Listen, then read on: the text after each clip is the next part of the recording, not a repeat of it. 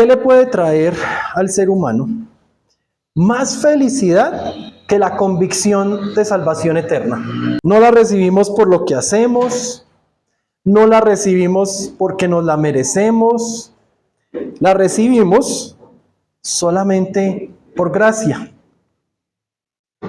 Y al recibir esa salvación, experimentamos una paz que sobrepasa todo entendimiento. Hoy es la segunda entrega de Gracia y Paz. Voy a estar hoy guiándome, por supuesto, por la palabra de Dios, Romanos 1. Vamos a comenzar en el versículo 16, pero voy a estar usando unos comentarios de dos teólogos. Uno es Douglas Moo, que escribió un libro de unas 600 páginas solamente de comentario de Romanos. Y también voy a estar usando a Frederick Meyer, que lo he usado mucho, lo he citado mucho, que también es un espectáculo de teólogo. Ambos hacen un excelente trabajo de traer la teología a nuestros términos diarios.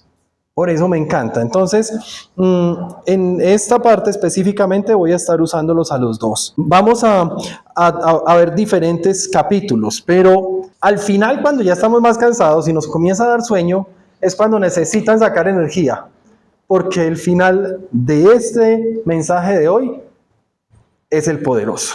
Si toman nota, comiencen desde ya. La primera parte la hemos llamado poder de salvación y es básicamente la revelación de la justicia por fe. Pablo comienza a desenvolver el concepto de la justicia basada únicamente en la fe. Entonces vamos a la palabra de Dios, Romanos 1, versículos 16 y 17 para comenzar. A la verdad, no me avergüenzo del evangelio, pues es poder de Dios para la salvación de todos los que creen, de los judíos primeramente, pero también de los gentiles. De hecho, en el evangelio se revela la justicia que proviene de Dios, la cual es por fe de principio a fin, tal como está escrito: el justo por la fe vivirá. Y vamos a analizar acá detallitos importantes que cuando leemos se nos pasan de largo. Cuando Pablo comienza diciendo a la verdad, él dice a la verdad, no me avergüenzo del evangelio, era una forma muy común de conectar con los versículos anteriores. ¿De qué estaba hablando en los versículos anteriores? Estaba hablando de que él tenía, al menos en el versículo anterior, en el 15, de que él tenía un anhelo de predicarle el evangelio a los romanos. Entonces, ¿por qué dice a la verdad no me avergüenzo del evangelio? Porque recuerden que Pablo era perseguidor de quienes creían en el evangelio. Entonces, cualquiera que lo conocía le podría estar diciendo: pues es que este es el torcido, el voltearepas, ahora cambió de argumento, se está arrimando al árbol que más sombra le está dando. Y él comienza esta parte diciendo: tengo un anhelo por predicarles a ustedes y la verdad no me da pena, digan lo que quieran de mí. Que entre otras cosas, cuando él dice no me avergüenzo, es entrando con su mensaje a la ofensiva. Él está atacando de entrada. Él va sin miedo, así como antes iba sin miedo. Pablo era indiferente a las exigencias. Pablo no era indiferente a las exigencias de la cultura intelectual de ese momento. De hecho, veíamos que él se había entrenado con Gamaliel, él había estudiado con Gamaliel, uno de los eruditos más importantes de esa época. Él no estaba yendo allá basándose en pasiones, basándose en cómo amaneció ese día y hoy quiero ir y predicarle a los romanos. No, él conocía las exigencias culturales e intelectuales de ese lugar. Él más que muchas otras personas. De hecho, Pablo en varios escritos deja ver que apreciaba la cultura romana. Para él, Roma era la capital de su imperio.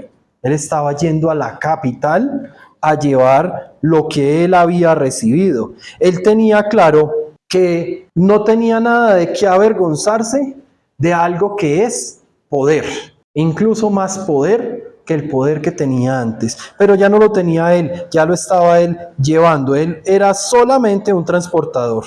Y la única condición para este poder de la salvación era, o lo está presentando, que es la fe. Por eso dice, para todo aquel que crea.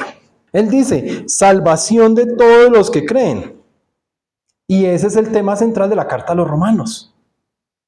Él está entrando con esta carta para decirles, ustedes pueden cumplir la ley todo lo que quieran, pero si no hay fe, no van a ser salvos.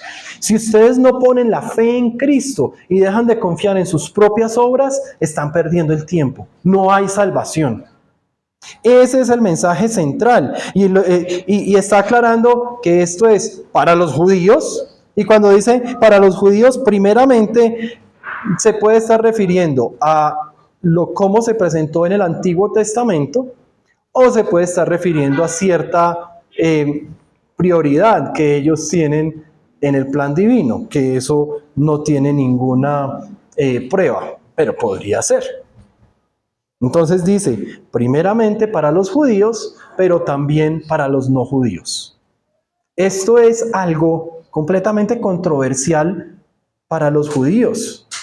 Esto es completamente inaceptable en la cultura judía.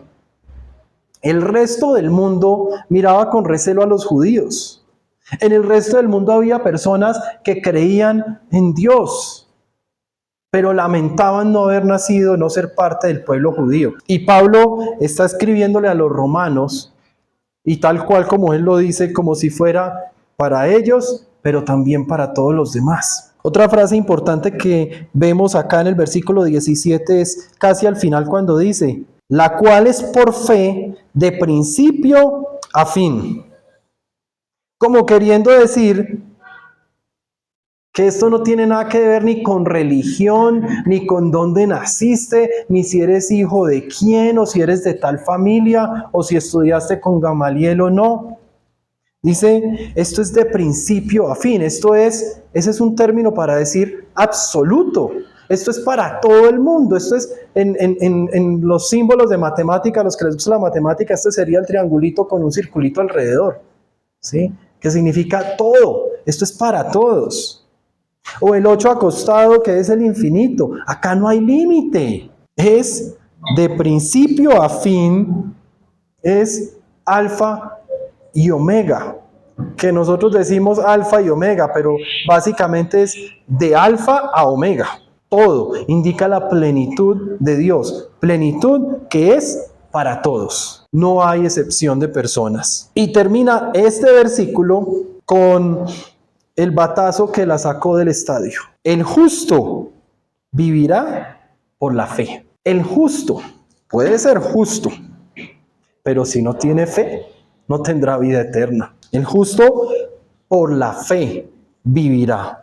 Es una promesa de salvación que, conectando las dos ideas, es una promesa de salvación para todo el mundo, para todas las personas. Y esto no lo está sacando Pablo de su revelación divina únicamente.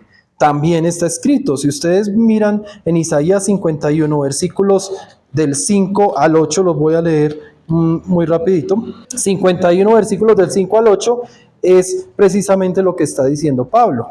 Ya se acerca mi justicia, mi salvación está en el camino, mi brazo juzgará a las naciones. Las costas lejanas confían en mí y ponen su esperanza en mi brazo. Levanten los ojos al cielo, miren la tierra aquí abajo. Como humo se esfumarán los cielos, como ropa se gastará la tierra, y como moscas morirán sus habitantes. Pero mi salvación permanecerá para siempre, mi justicia nunca fallará. Escúchenme, ustedes que conocen lo que es recto, los justos, pero que llevan mi ley en su pueblo, que lleva mi ley en su corazón. No teman el reproche de los hombres, ni se desalienten por sus insultos, porque la polilla se los comerá como ropa y el gusano los devorará como lana. Pero mi justicia permanecerá para siempre, mi salvación por todas las generaciones. Esto es lo que Pablo les está diciendo. Pablo les está contando que lo que el profeta Isaías y otros profetas habían escrito no era solamente para el pueblo judío y no era basado en las obras, era para todos y no era por las obras, era por la fe. Solamente dependemos de nuestra fe que debemos poner en Jesucristo. ¿Por qué debemos poner nuestra fe en nuestro Señor Jesucristo? Porque nosotros mismos no nos podemos salvar. No podemos hacer obras, podemos hacer todo lo que queramos y ahí no encontramos salvación. Podemos esforzarnos por guardar todos los mandamientos, no lo vamos a lograr. Y si lo lográramos, ahí no habría salvación. Dependemos de Cristo. Todos tenemos una necesidad de justicia. Es la necesidad que llaman estos teólogos que les conté, es la necesidad universal de justicia. ¿Y por qué sabemos que es universal? Porque se está presentando, Pablo la está presentando para los judíos y para el resto. Los gentiles es el resto de la población mundial que no es judía. Entonces vamos a ver ahí dos pedacitos, porque es que tanto los gentiles como los judíos hemos rechazado la bondad de Dios. Cuando hemos rechazado la bondad de Dios, nos hacemos merecedores de su ira. Y esto no tiene nada que ver con religiones o dónde nacimos. Todo ser humano ha rechazado la bondad, el amor, el llamado de Dios. Todos hemos pecado. Y cuando pecamos, somos merecedores de la ira de Dios. Entonces, vamos ahí al versículo, este es un segmento largo, vamos del versículo 18 hasta el 2, hasta el capítulo 2, versículo 16, pero vamos por pedacitos. Versículo 18, Romanos 1, versículo 18. Ciertamente, la ira de Dios viene revelándose desde el cielo contra toda impiedad e injusticia de los seres humanos, que con su maldad obstruyen la verdad. Me explico. Lo que se puede conocer acerca de Dios es evidente para ellos, pues Él mismo se los ha revelado, porque desde la creación del mundo, las cualidades invisibles de Dios, es decir, su eterno poder y su naturaleza divina, se perciben claramente a través de lo que Él creó, de modo que nadie tiene excusa. Paremos ahí un momentico. Lo que está diciéndoles Pablo es que, aunque no creas en Dios, tú ves las maravillas de Dios. Puede que la persona no crea en Dios, pero ¿cómo se explica que el sol salga siempre por el mismo lugar? ¿Y cómo se explica que ese sol nos dé una temperatura que si se reduce 5 grados a nivel global, nos congelamos? Y si se aumenta 5 grados, nos fritamos o nos asamos porque no hay aceitico. ¿Cómo se explica eso? ¿Cómo se explica que la misma naturaleza nos da a nosotros el sustento y que fue creada de tal manera que es lo que necesitamos, tal como está escrito en la palabra de Dios? Pablo acá les está diciendo que todas las cualidades de Dios han sido reveladas desde la creación y dice que han sido reveladas a todos. Ahora, es importante tener claro que acá está hablando en el versículo 18, de la ira de Dios que viene revelándose desde el cielo contra toda impiedad e injusticia de los seres humanos. Está enfocándose primeramente en la ira de Dios que se revela a todos los seres humanos. Nadie se escapa a ellas. Miren cómo pasa Pablo de decir en el versículo anterior, en el versículo 17, el justo vivirá por la fe, y ahí todo el mundo dice amén. A renglón seguido dice, ciertamente la ira de Dios viene revelándose. ¿Por qué da Pablo ese salto diciéndonos el justo por la fe vivirá y brinca inmediatamente a la ira de Dios? Esta porción está siendo dirigida a los gentiles, a quienes han rechazado a Dios. Esta porción no está dirigida a los judíos. Más adelante vamos a hablar la parte de los judíos, pero acá le está hablando a los gentiles. Él les está diciendo, ustedes están rebelándose en contra de Dios. Les está haciendo un llamado. La parte bonita la retoma por allá en el capítulo 3. Todo el versículo 1 y el 2 va a venir hablando de qué nos puede pasar, de la ira de Dios, sea para los gentiles o sea para los judíos. Versículo 21 dice, a pesar de haber conocido a Dios, No lo glorificaron como a Dios, ni le dieron gracias, sino que se extraviaron en sus inútiles razonamientos y se les oscureció su insensato corazón. Notemos acá que esta es la primera de 4 veces que vamos a ver en las siguientes líneas en la que el hombre decide deliberadamente alejarse de Dios y hay unas consecuencias. Aquí la consecuencia es oscuridad. A pesar de haber conocido a Dios, no lo glorificaron como a Dios ni le dieron gracias, sino que se extraviaron en sus inútiles razonamientos. ¿Y qué les sucedió? Se les oscureció el corazón. Oscuridad. La oscuridad en la Biblia, a lo largo de la palabra de Dios, es sinónimo de distancia entre Dios y el hombre. Es sinónimo del pecado. El hombre decidió alejarse de Dios y la consecuencia es oscuridad. Versículo 22. Aunque afirmaban ser sabios, se volvieron necios y cambiaron la gloria del Dios inmortal por imágenes que eran réplicas del hombre mortal, de las aves, de los cuadrúpedos, de los reptiles. Por eso Dios los entregó a los malos deseos de sus corazones, que conducen a la impureza sexual, de modo que degradaron sus cuerpos los unos con los otros. Otra vez, el hombre se aleja de Dios. Dice, aunque afirmaban ser sabios, se volvieron necios y cambiaron la gloria de Dios inmortal por las imágenes. Se alejan de Dios y eso lo vemos todavía. ¿Cuál fue la consecuencia acá? Idolatría, homosexualidad. Claramente lo dice. Los malos deseos de sus corazones que conducen a la impureza sexual, de modo que degradaron sus cuerpos los unos con los otros. Aquí no está hablando del pecado, que sucede casi que naturalmente. Aquí no está hablando de una persona que cae y que peca. Acá está hablando de una persona que se aparta de Dios, que decide darle la espalda a Dios, y el mismo Dios dice, los entregó a los malos deseos de sus corazones. Es como Dios diciendo, ¿se quieren apartar de mí? Haga lo que le dé la gana. ¿Con qué se encuentra el hombre cuando le da la espalda a Dios y Dios lo entrega a los malos deseos de sus corazones? Se va a encontrar con la impureza sexual, la degradación de sus propios cuerpos, unos con otros. Y es lo que seguimos viendo, es lo que estamos viendo. Miren el Salmo 106, versículo 20. Cambiaron al que era su motivo de orgullo por la imagen de un toro que come hierba. Se está refiriendo a lo que sucedió en Éxodo 32, cuando los hombres comenzaron a crear sus propios ídolos, sus propias imágenes, tal cual como lo está diciendo Pablo a los romanos. En Jeremías 2:11, el profeta se pregunta, ¿hay alguna nación que haya cambiado de dioses a pesar de que no son dioses?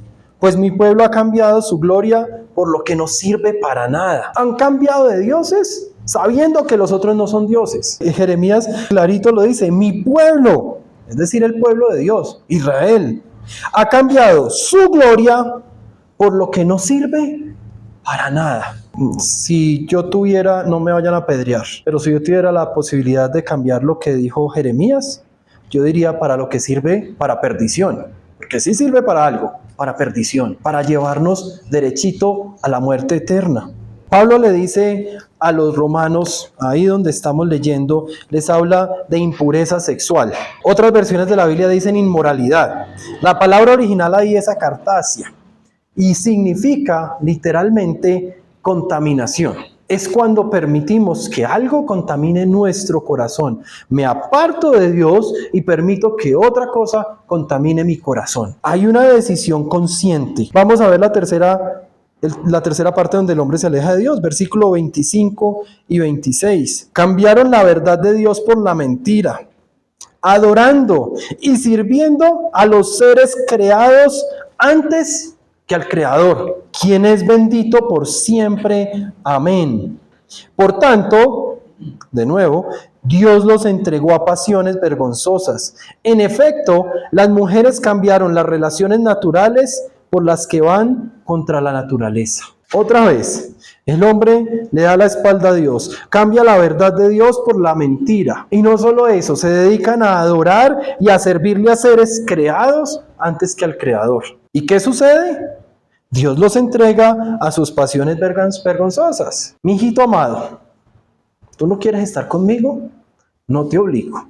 Vaya tranquilo, papito. Por tercera vez, en solamente 6 versículos, Pablo está mostrando cómo el hombre le da la espalda a Dios y recibe unas consecuencias. Versículo 27.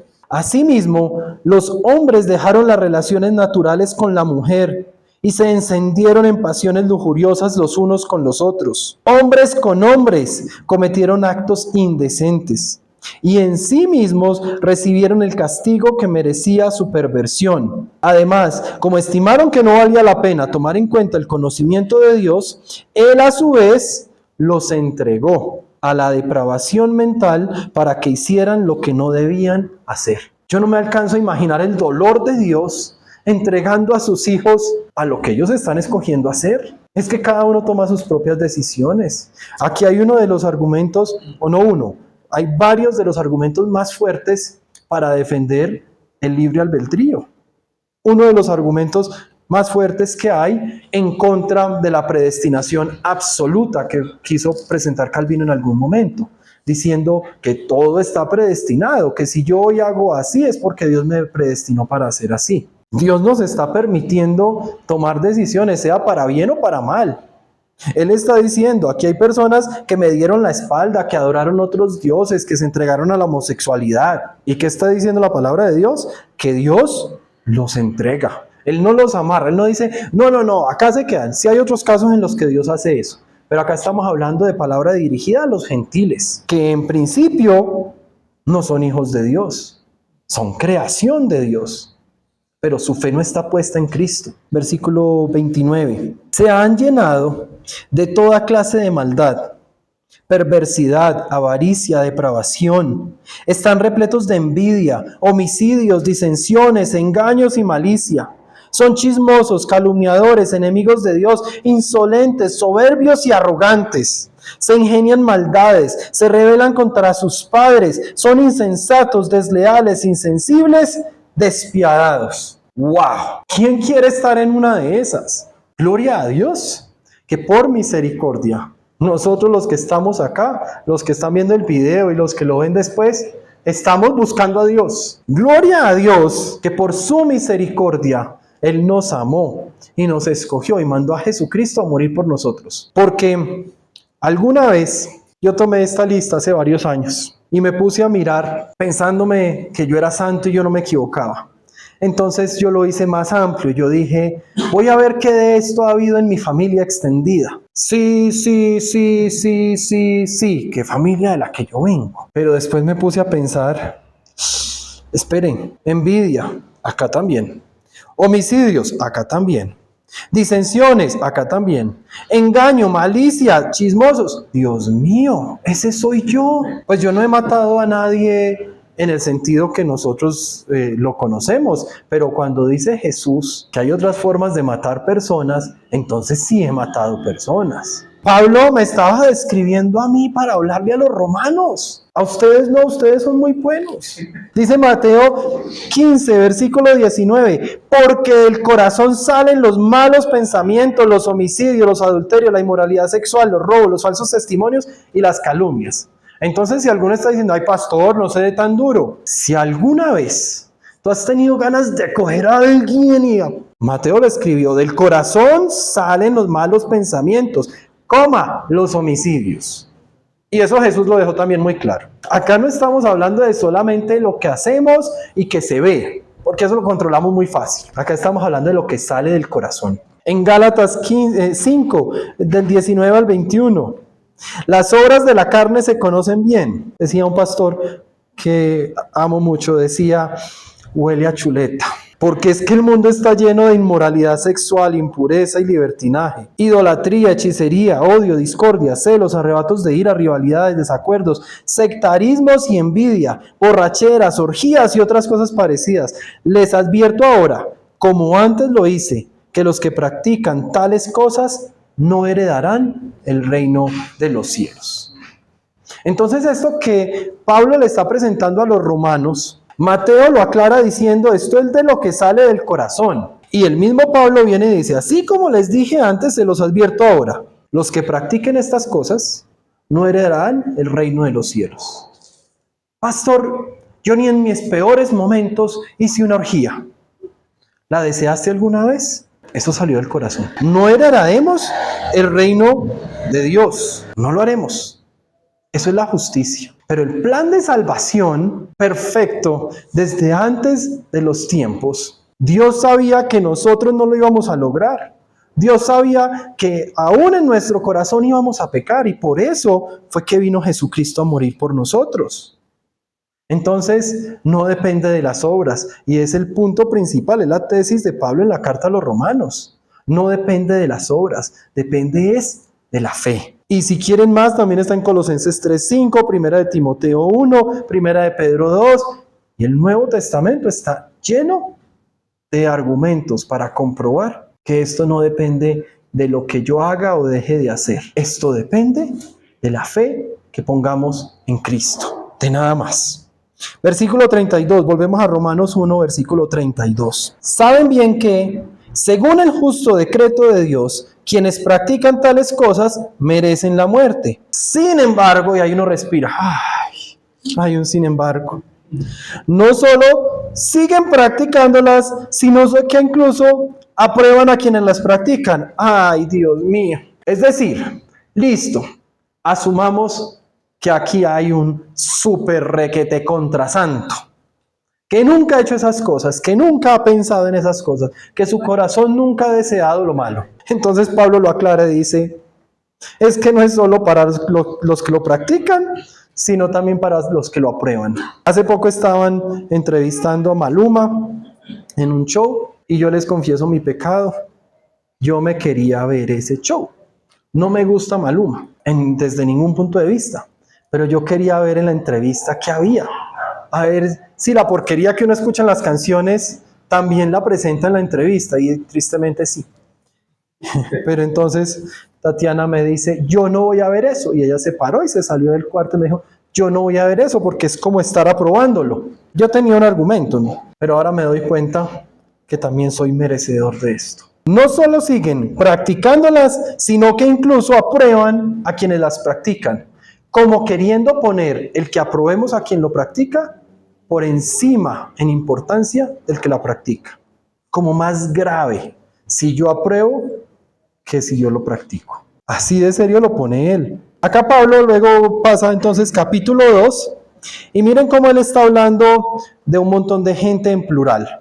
¿Sí? Han hecho esto, han hecho lo otro, son insolentes, mentirosos, chismosos. Pero en el capítulo 2 lo trae un plano personal. Y ahí es donde uno dice, comienzo a apretarme el cinturón porque esto entonces ya comienza a disparar bajito. Por tanto, no tienes excusa tú, yo también. No tenemos excusa. Quien quiera que seas, cuando juzgas a los demás, pues al juzgar a otros te condenas a ti mismo, ya que practicas las mismas cosas. Ahora bien, sabemos que el juicio de Dios contra los que practican tales cosas se basa en la verdad. ¿Piensas entonces que vas a escapar del juicio de Dios? ¿Tú que juzgas a otros y sin embargo haces lo mismo que ellos? ¿No es que desprecias las riquezas de la bondad de Dios, de su tolerancia y de su paciencia, al no reconocer que su bondad quiere llevarte al arrepentimiento? Pero tu obstinación y por tu corazón empedernido sigues acumulando castigo contra ti mismo para el día de la ira, cuando Dios revelará su juicio justo. Porque Dios pagará a cada uno según lo que merezcan sus obras. Él dará vida eterna a los que perseverando en las buenas obras buscan gloria, honor e inmortalidad. Pero los que por egoísmo rechazan la verdad para aferrarse a la maldad, recibirán el gran castigo de Dios. Habrá sufrimiento y angustia para todos los que hacen el mal, los judíos primeramente, y también los gentiles. Pero gloria, honor y paz para todos los que hacen el bien, los judíos primeramente y también los gentiles. Porque con Dios no hay favoritismos. Todos los que han pecado sin conocer la ley, también perecerán sin la ley. Y todos los que han pecado conociendo la ley, por la ley serán juzgados. Porque Dios no considera justos a los que oyen la ley, sino a los que la cumplen. De hecho, cuando los gentiles que no tienen la ley cumplen por naturaleza lo que la ley exige, ellos son ley para sí mismos, aunque no tengan la ley. Estos muestran que llevan escrito en el corazón lo que la ley exige, como lo atestigua su conciencia, pues sus propios pensamientos algunas veces los acusan y otras veces los excusan. Así sucederá el día en que por medio de Jesucristo Dios juzgará los secretos de toda persona, como lo declara mi evangelio. Acá Pablo entonces está aclarando, es por fe, no es por obras, pero las obras serán tenidas en cuenta. Entonces no se trata de, listo, entonces tomemos y bebamos. ¿Cómo era? Eso, ustedes lo saben más que yo. No se trata de eso.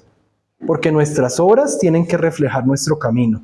Incluso los que no conocen la palabra de Dios, revelan la palabra de Dios. En la teología se habla de la revelación general y la revelación especial. La revelación en general es la que hablamos al comienzo.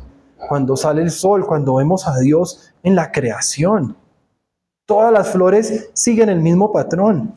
No hay una flor que tenga la raíz en la parte de arriba y los pétalos abajo para enterrarlos en la tierra. Todas fueron creadas por el mismo creador. Son diferentes, de diferentes colores, con diferentes usos, sabores, colores.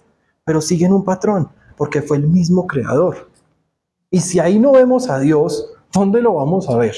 Esa es la revelación general. Pero hay una revelación especial. Es la revelación que cuando yo leo la palabra de Dios, entiendo algo. Y me voy y hablo con alguien más y el mismo versículo entendió algo diferente. Y Dios te está hablando a tu corazón. Estoy hablándole a todos los que estamos acá. Y a cada uno Dios le puede estar diciendo algo diferente en la intimidad de su corazón. Esa es la revelación especial. Pablo está abordando esa revelación especial en esta parte. Continuamos. Ahí estaba hablándole entonces a los gentiles. Yo no sé si nosotros somos gentiles o judíos. Nosotros somos gentiles, que hemos sido adoptados en el pueblo judío. Entonces, ¿está hablándome a mí como gentil o me está hablando a mí como judío? Pues asumamos que este mensaje es todo para nosotros. Del versículo 17, vamos ya en el capítulo 2, versículo 17. De ahí en adelante, Pablo se va a enfocar en la ley. Pues es que la ley es muy importante para los judíos. Entonces él les está trayendo lo que es importante para ellos. Y noten, cuando empecemos a leer, que lo hace con cierto tono de sarcasmo. Porque está el judío que hace cumplir la ley, que defiende la ley, que mata por la ley, pero no la cumple. Pablo se acerca a ellos sin temor, con ese estilo que lo caracteriza de decir las cosas como son. Y además le mete un tonito de sarcasmo que lo trae con cierto sustento del Antiguo Testamento. No me voy a detener mucho acá porque ya nos está acabando el tiempo, pero vamos a leer el versículo 17 en adelante.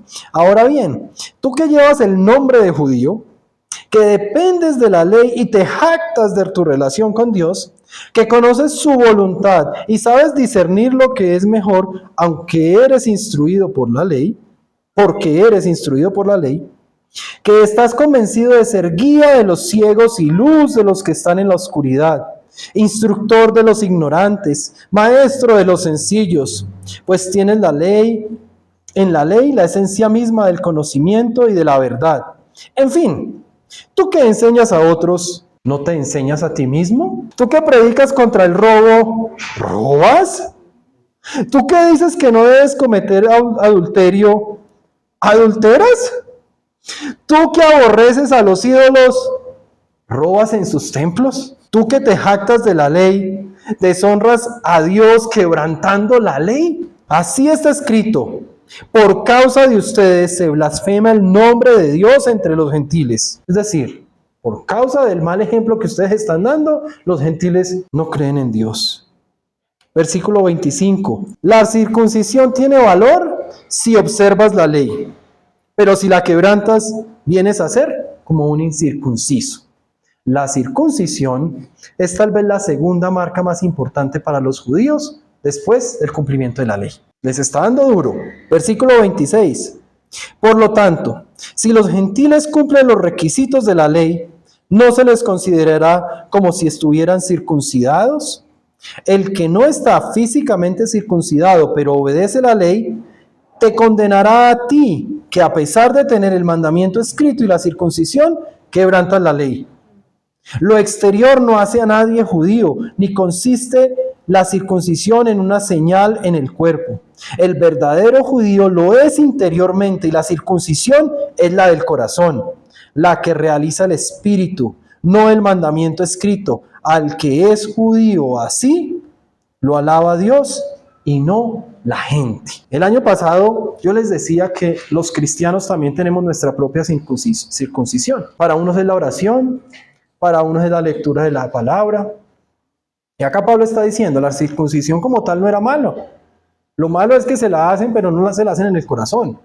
Yo no estoy diciendo que la oración y la lectura de la palabra de Dios no deban ser prácticas habituales del cristiano. De hecho, son disciplinas espirituales. Estoy diciendo que nuestra fe no la podemos poner ahí, en el hecho como tal. Nosotros no podemos decir, como los niños a veces que uno les dice, ora, Señor Jesús, muchas gracias por estos alimentos. Ay, no estamos comiendo. Gracias, ¿por qué?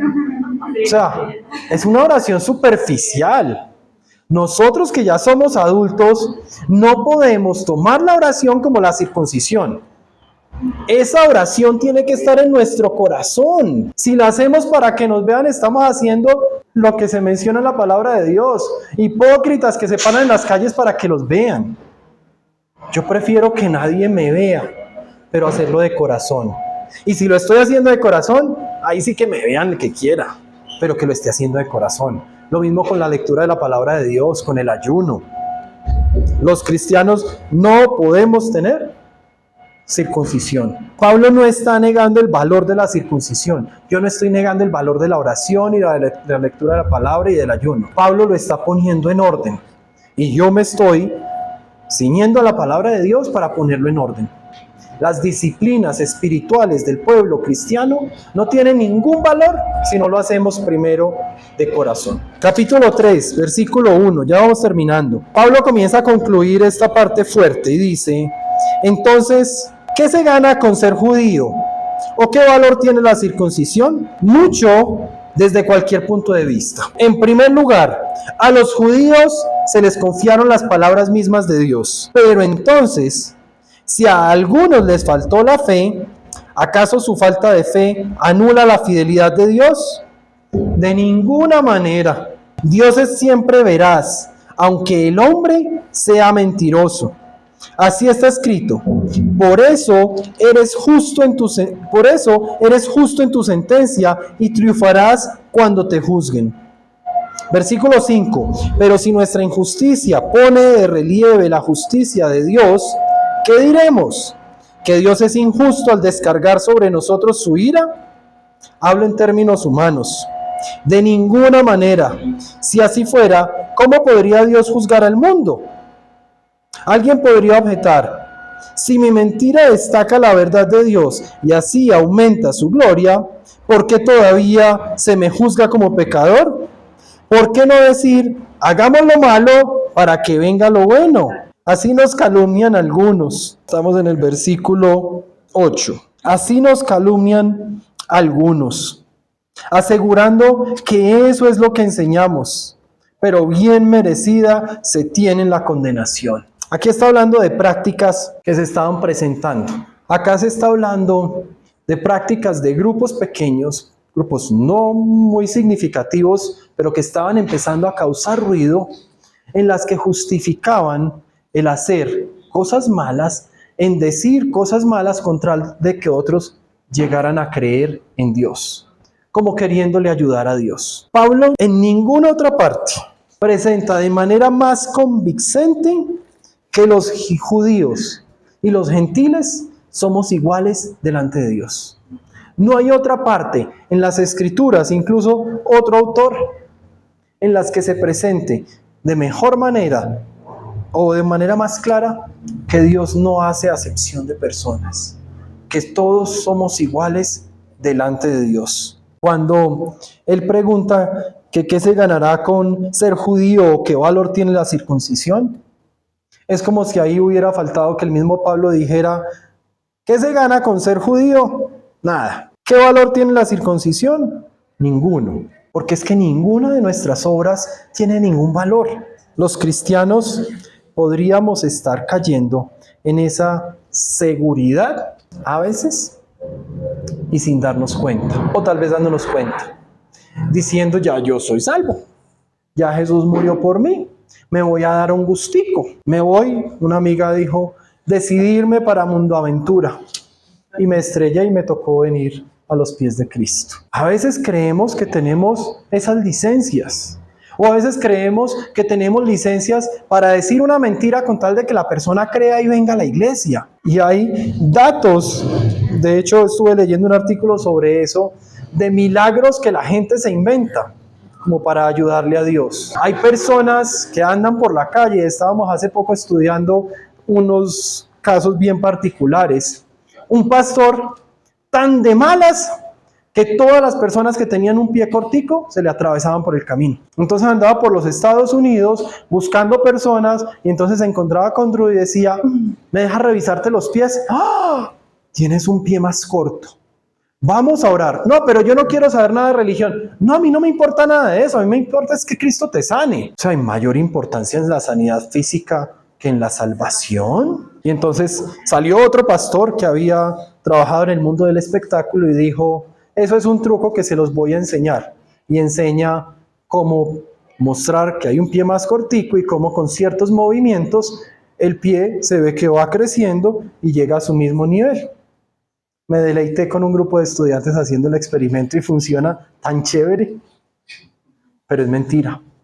Y se usan esas mentiras para quererle ayudar a Dios, como si Él no hiciera los milagros. Depende Dios de mí para los milagros.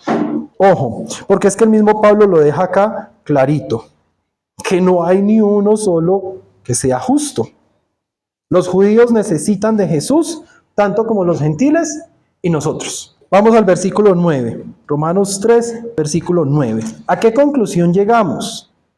¿Acaso los judíos somos mejores? De ninguna manera. Ya hemos mostrado que tanto los judíos como los gentiles están bajo el pecado. Así está escrito. Y acá viene Pablo a presentar citas de la Septuaginta, que es la versión griega de la Biblia. La saca literalmente de ahí, por eso no encontramos esa citación en otros versículos en este momento, en otros pasajes, pero si uno busca en la Septuaginta, algunos pasajes como Isaías 59, Salmo 14, Salmo 10, Salmo 36, es todo lo que acá Pablo está diciendo. Está diciendo, no hay un solo justo, ni siquiera uno. No hay nadie que entienda, nadie que busque a Dios. Todos se han descarriado, a una se han corrompido. No hay nadie que haga lo bueno, no hay uno solo. Su garganta es un sepulcro abierto, con su lengua profieren engaños. Veneno de víbora hay en sus labios, llena está su boca de maldiciones y de amarguras. Veloces son sus pies para ir a derramar sangre. Dejan ruina y miseria en sus caminos, y no conocen la senda de paz. No hay temor de Dios delante de sus ojos. Versículo 19. Ahora bien, sabemos que todo lo que dice la ley, lo dice a quienes están sujetos a ella, para que todo el mundo se calle la boca y quede convicto delante de Dios. Por tanto, nadie será justificado en presencia de Dios por hacer las obras que exige la ley. Más bien, mediante la ley, cobramos conciencia del pecado. Claramente, Pablo se está refiriendo que Dios nos ve a todos. Cuando dice, hay en presencia de Dios. Cuando Pablo dice que las obras que exige la ley, él está tratando de desmantelar el concepto de salvación basado en un movimiento sincretista que se estaba dando. Pueden creer en lo que quieran, pero que sus obras sean de acuerdo a la ley. Entonces se valía poner la fe en cualquiera de sus dioses, siempre y cuando se circuncidaran, siempre y cuando guardaran el día santo. No importa en lo que crea, pero haga esto. Había movimientos así en ese momento. Acá estamos hablando, Pablo lleva 20 años ya predicando cuando le escribe a los romanos, lleva 20 años compartiendo el evangelio. Había caminado bastante y se había dedicado, y lo dice cuando le escribe a Timoteo y a Tito, se había dedicado a estudiar esos movimientos pequeñitos como las pequeñas zorras para guardar la fe. Entonces él trata de presentarlo con palabras muy sutiles, no hacer un escándalo muy grande de algo que todavía estaba pequeño pero que era peligroso.